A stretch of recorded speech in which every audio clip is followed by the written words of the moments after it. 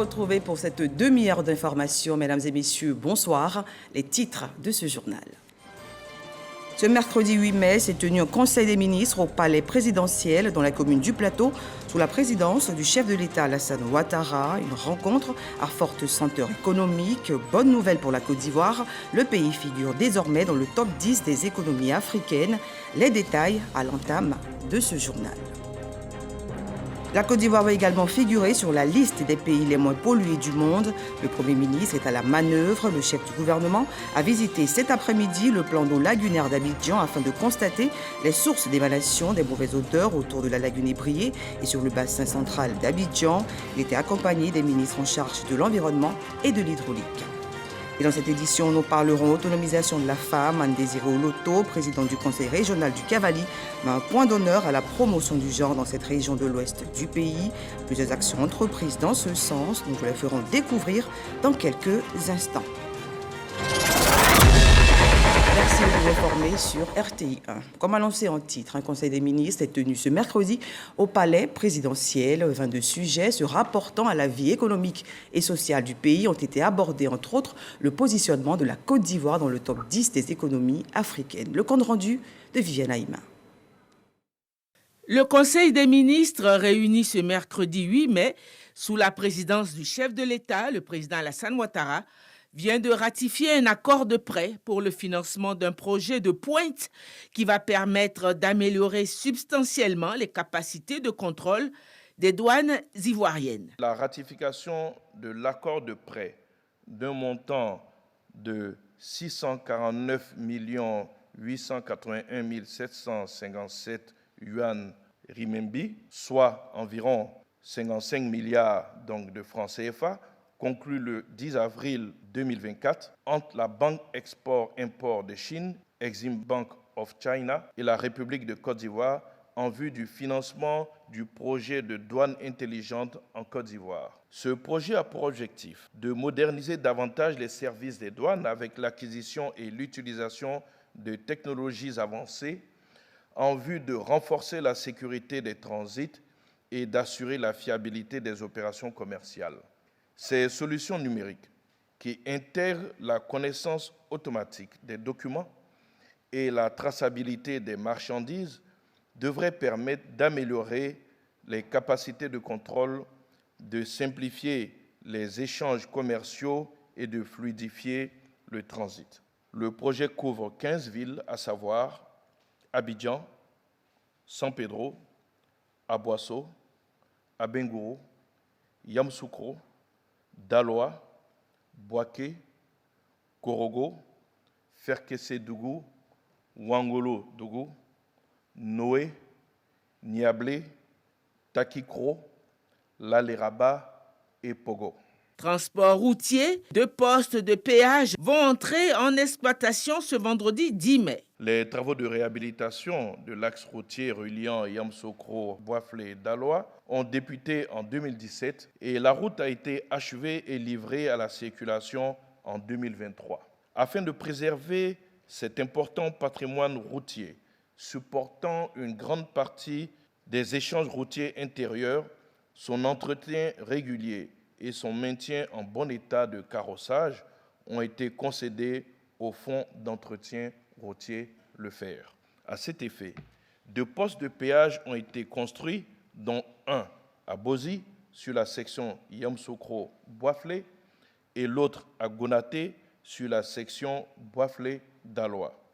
Ces 2 postes à péage entrent en exploitation ce vendredi 10 mai 2024, suivant la grille tarifaire ci-après appliquée par classe de véhicule et par passage à chaque poste de péage. Classe 1, les véhicules légers, 500 francs par poste de péage. Classe 2, les véhicules intermédiaires, 1500 francs par poste de péage. Classe 3, les poids lourds, autocars et autres véhicules à 2 essieux, 2500 francs par poste de péage.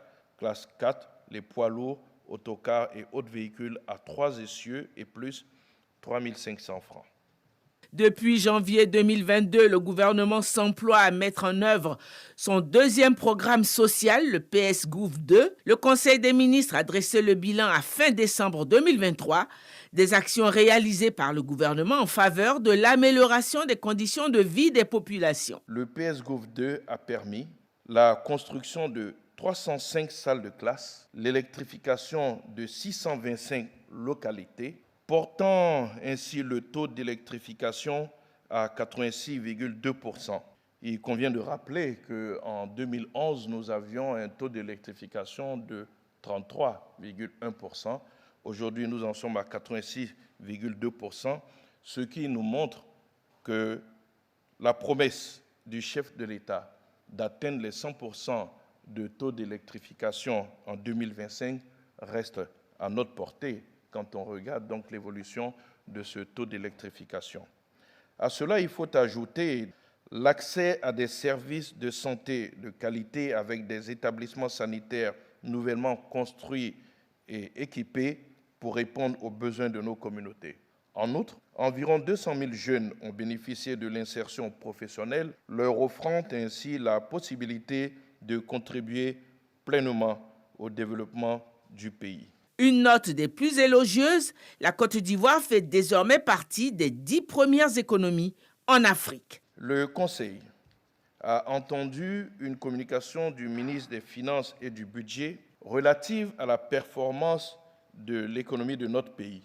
Il ressort de cette communication que la Côte d'Ivoire fait désormais partie des 10 premières économies africaines en se classant à la 9e place devant la Tanzanie. La Côte d'Ivoire est ainsi le 3e pays d'Afrique francophone, derrière l'Algérie et le Maroc, et le 2e pays d'Afrique de l'Ouest, derrière le Nigeria. Le prochain Conseil des ministres se tiendra le 22 mai prochain.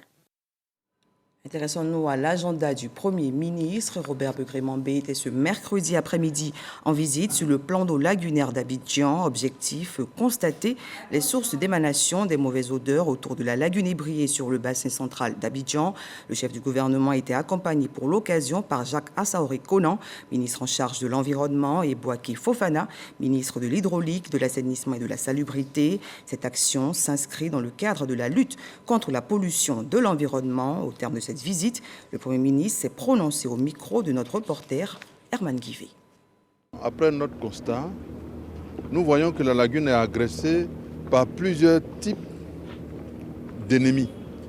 Des ennemis naturels et des ennemis issus de l'activité de l'homme. Quand la lagune reçoit des eaux usées qui ne sont pas traitées, ça absorbe l'oxygène contenu dans l'eau. Et ça nous donne les résultats que nous avons constatés il y a quelque temps où les poissons sont morts en grand nombre. Parce que là, comme le ministre de l'Environnement et celui de l'assainissement vous l'ont dit, c'est dû à la combinaison de plusieurs facteurs. L'agression liée à notre indiscipline, malheureusement, qui conduit la lagune à être un dépotoir pour tous les déchets plastiques. Vous en avez vu plein sur la lagune. Quand on a regardé tout cela, à chaque agression, nous avons à trouver une réponse. Et c'est ce que nous allons faire avec les ministres. Après avoir rendu compte au président de la République, nous allons trouver des solutions une par une et en toute sérénité pour offrir aux Ivoiriens un tableau extraordinaire de cette lagune. Cette lagune est une grande richesse. Nous devons la protéger. L'objet de la visite. Et nous allons faire des études pour pouvoir trouver les solutions les plus adaptées. Et la lagune sera autre chose, je peux vous garantir cela. Le reportage complet vous sera proposé dans nos prochaines éditions. Toujours dans le même domaine, l'ONAD, l'Office national de l'assainissement et du drainage, a organisé ce mercredi un atelier de validation de la stratégie de communication pour la promotion des services d'assainissement autonome en milieu urbain, une rencontre entre acteurs du secteur et une occasion pour le ministre de tutelle d'adresser un message aux populations. Grace Kando. 90% de la population ivoirienne n'a pas accès au réseau d'assainissement collectif, Une donne que veut changer l'Office national de l'assainissement et du drainage en mettant en place une stratégie de communication pour sensibiliser les populations à réaliser des fosses septiques aux normes. Ceci en vue d'éviter les rejets de déchets dans la nature, d'où cette rencontre avec les acteurs du secteur. Cet atelier nous offre l'opportunité de collaborer, d'échanger des idées, de co-créer une stratégie de communication efficace et adaptée à nos réalités locales pour sensibiliser, mobiliser les populations et tous les acteurs impliqués dans l'amélioration des services d'assainissement non collectif.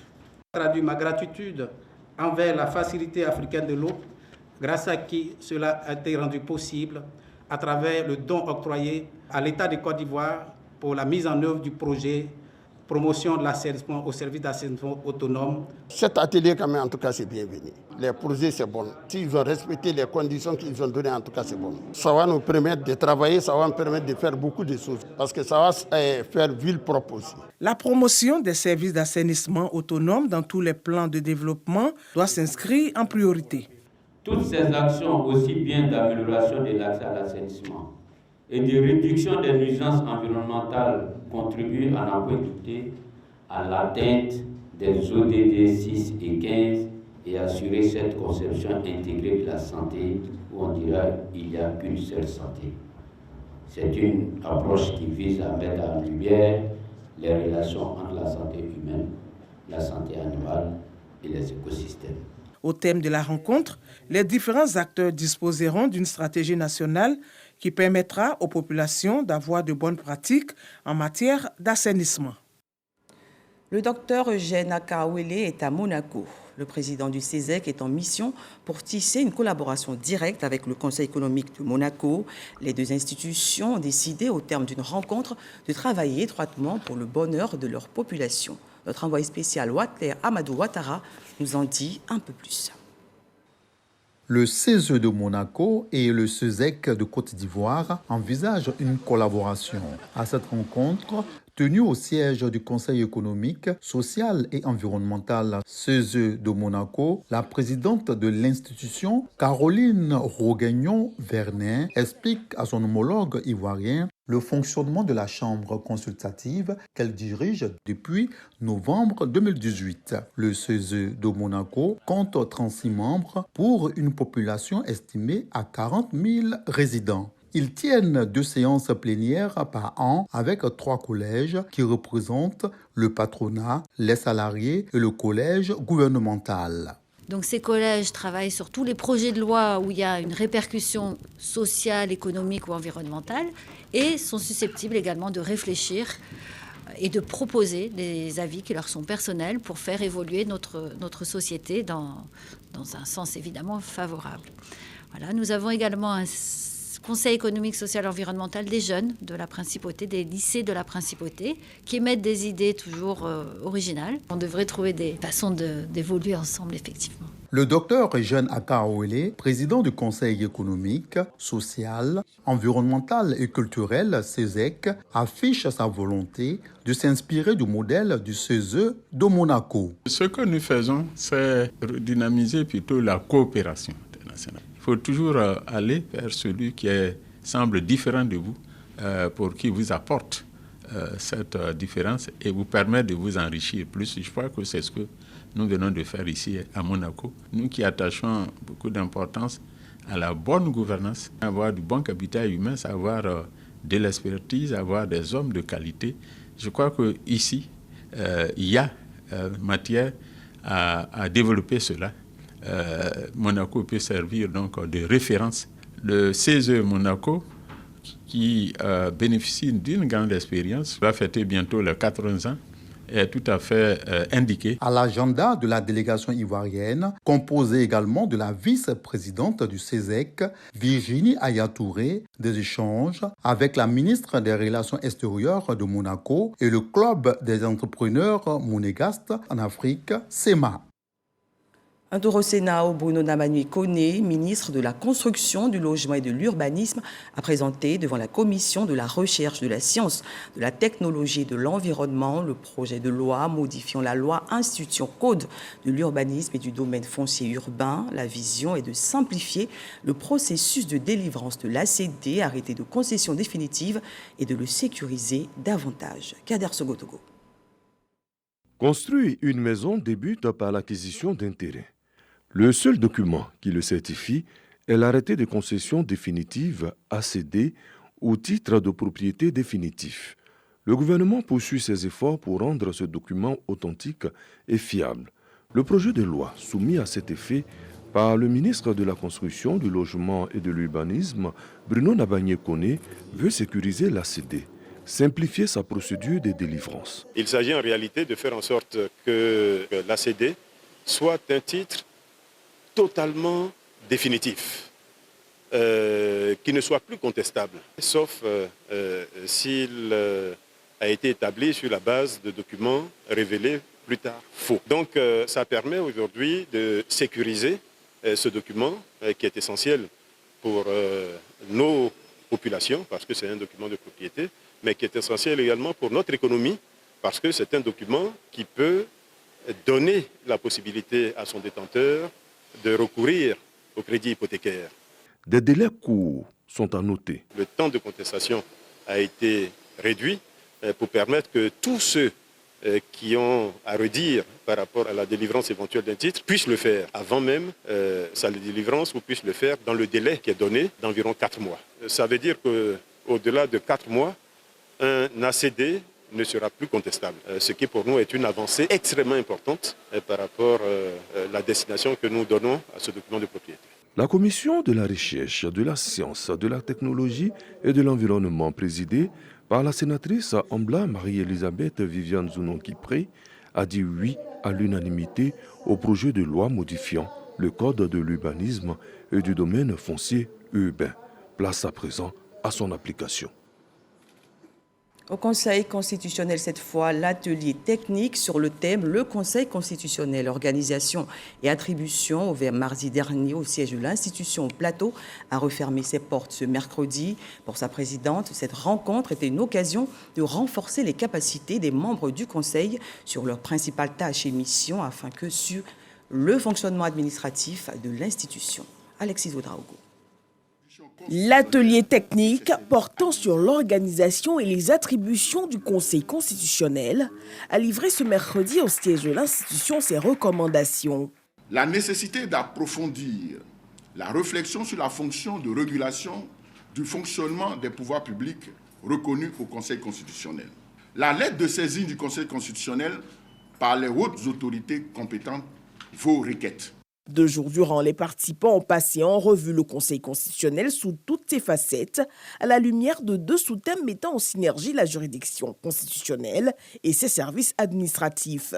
La présidente de l'institution se félicite de la qualité des travaux.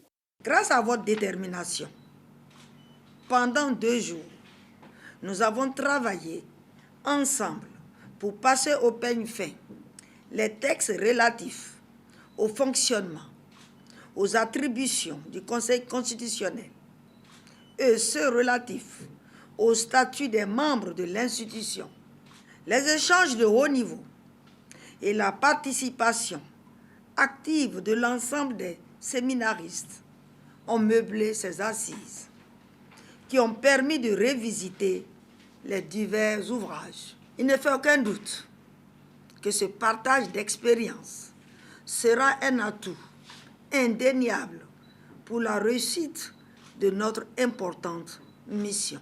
Le Conseil constitutionnel est la juridiction chargée de la régulation du fonctionnement des pouvoirs publics.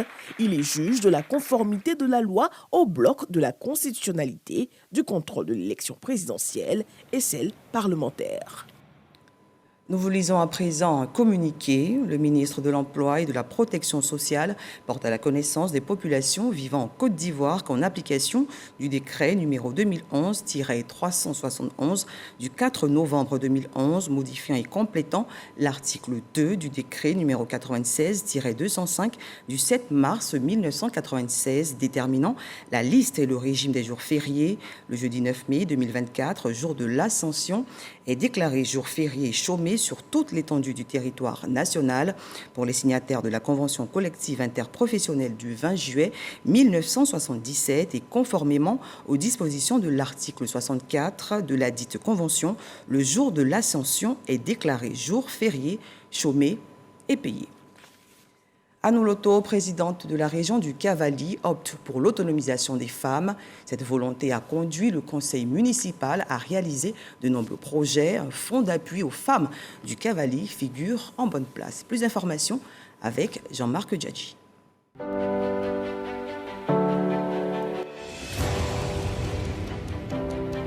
Étendue sur une superficie de 11 280 km², la région du Cavally, à l'ouest de la Côte d'Ivoire, portait il y a quelques années les séquelles de la crise post-électorale de 2011.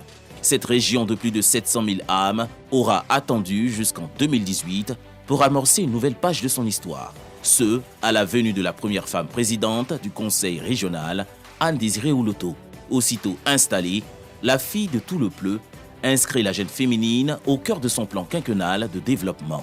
Rendre les femmes autonomes afin qu'elles contribuent à l'édification de la région du Cavally, Anne-Désirée Ouloto en fait son cheval de bataille. Son équipe et elle s'attaquent d'abord aux difficultés sociales de base, notamment l'accès à l'eau potable et à l'électricité.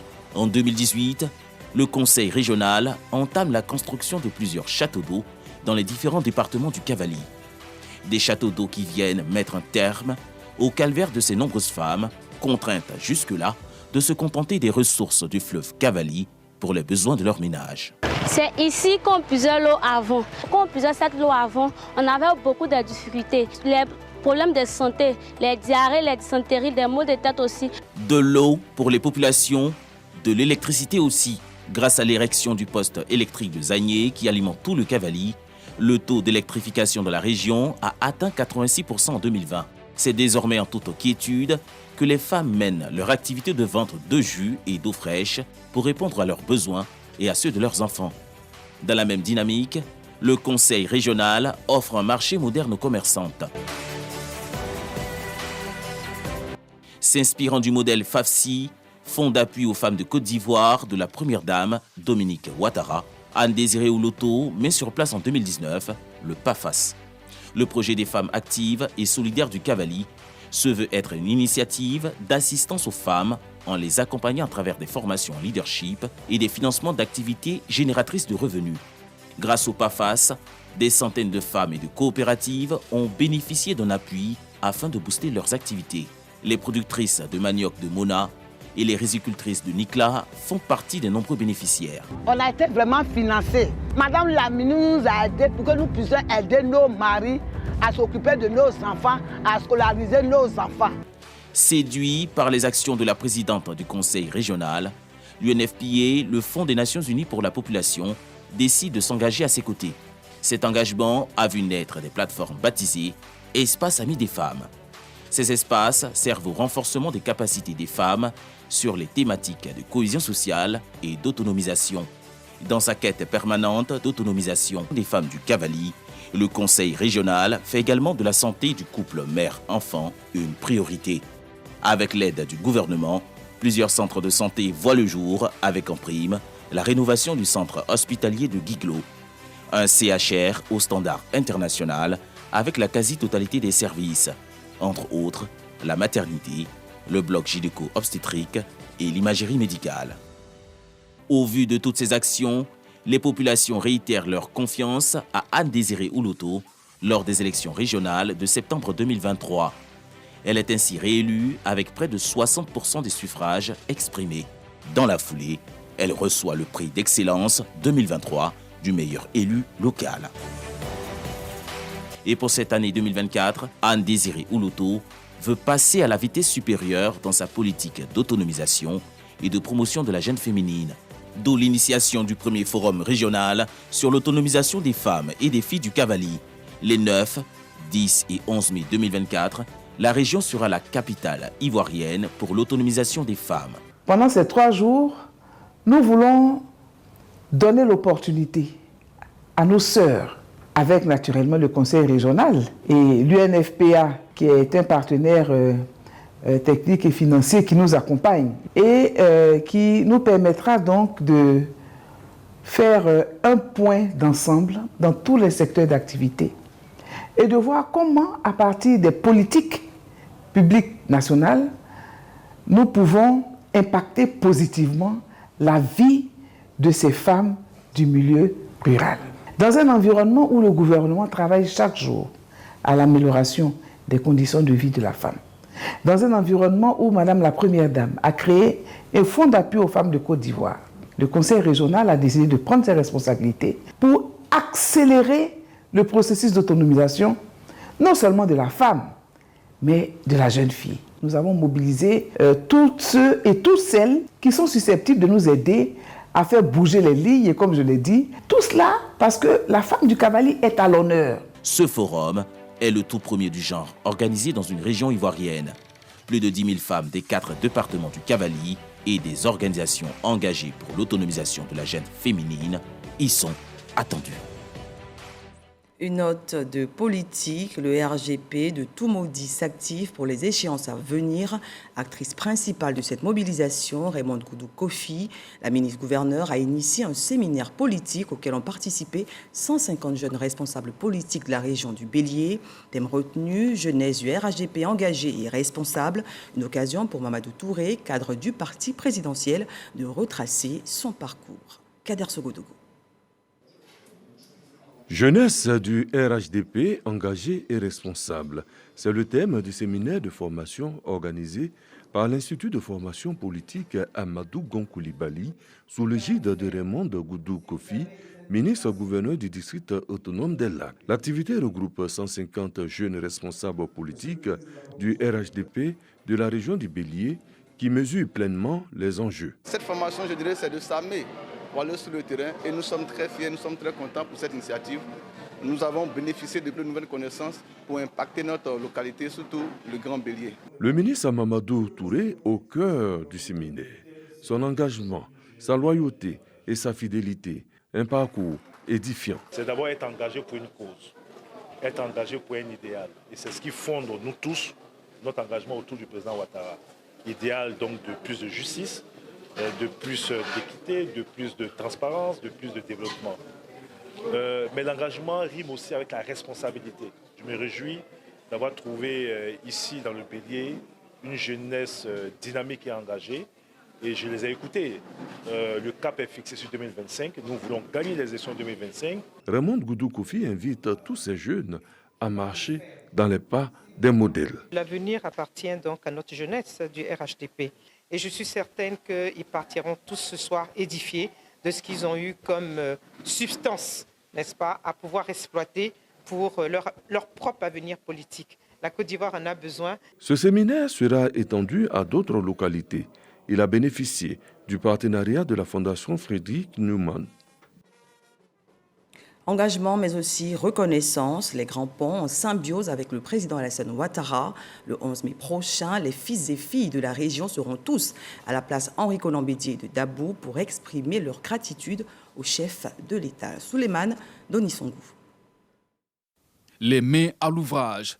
La région des Grands Ponts s'apprête à tenir une cérémonie d'hommage au chef de l'État, le président Alassane Ouattara. Saluant les actions de développement réalisées en faveur des populations, les cadres s'activent à la réussite de l'événement. Aujourd'hui, toute la Côte d'Ivoire et tout le monde entier, c'est le travail de titan que M. le Président de la République a fait pour la Côte d'Ivoire. L'embellie de la Côte d'Ivoire sous la bonne gouvernance de M. le Président de la République fait que nous, population des Grands Ponts, nous avons décidé de lui rendre hommage. Nous lui rendons hommage parce que il est allé au-delà de ce qu'il a prévu dans son programme de gouvernement. De sorte qu'il est devenu une légende du développement. Il faut que nous aussi, nous emboîtons le pas aux autres régions qui ont magnifié le président de la République. La région de Grands Ponts ne peut pas être en reste. du mouvement général. En réunion préparatoire avec les ressortissants de la CEDEAO, le premier adjoint au maire de Dabou souligne l'importance de l'événement. Ça fait maintenant plus de 5 ans que nous avons voulu célébrer effectivement le président de la République. Tous les non-ivoiriens de la communauté CEDEAO sont prêts à faire de cette cérémonie leur cérémonie. Et nous sommes prêts à relever tous les défis. À l'initiative des cadres, les filles et fils de la région des Grands Ponts sont exhortés à une mobilisation exceptionnelle. Donc nous avons décidé de nous mobiliser comme un seul homme. Les départements de Dabou, de Grand Laou et de Jacquesville pour l'honorer. Il y a quelques années, pour accéder à Jacquesville ou bien repartir de Jacquesville vers Abidjan, c'était la croix et la bannière. Ce sera l'occasion pour nous d'exprimer les besoins vitaux département par département. Et le Premier ministre Robert Begré-Mambé sera porteur de beaucoup de bonnes nouvelles. Nous avons mobilisé les cadres, nous leur avons lancé un appel pour qu'ils répondent présents à cette grande célébration d'un des leurs. C'est vrai, c'est le chef de l'État, mais c'est le nôtre. Donc les cadres sont mobilisés. Alors je suis sûr que le 11 mai prochain, les populations de Grand Pont vont se montrer dignes de leur fils Alassane Ouattara. Prévu le 11 mai prochain, à la place Henri Konabédié de Dabou, la région des Grands Ponts veut, à travers cette cérémonie d'hommage et de reconnaissance au chef de l'État, renouveler sa confiance au président Alassane Ouattara. À l'international au Kenya, les conséquences des terribles inondations continuent d'inquiéter les populations. Une épidémie de choléra fait surface. Déjà 44 cas signalés dans le comté de la rivière Tana, zone côtière fortement impactée par les intempéries. L'inquiétude grandit avec le risque de prolifération de maladies transmises par les eaux. L'OMS, l'Organisation mondiale de la santé, dans un communiqué publié ce mardi, souligne les efforts de collaboration avec les autorités kenyanes et d'autres agences afin de trouver des solutions, des efforts soutenus par des dons de kits sanitaires. Et en sport, les Jeux Olympiques, c'est dans 79 jours. La Côte d'Ivoire a honoré l'international Didier Drogba sera le dernier porteur de la flamme olympique demain jeudi à Marseille. La légende ivoirienne allumera le chaudron au stade Vélodrome. Une joie immense pour l'ex-attaquant de l'Olympique de Marseille. Fin de ce journal, merci de nous avoir suivis et surtout continuons de maintenir la flamme de l'amour dans notre cœur. À très bientôt.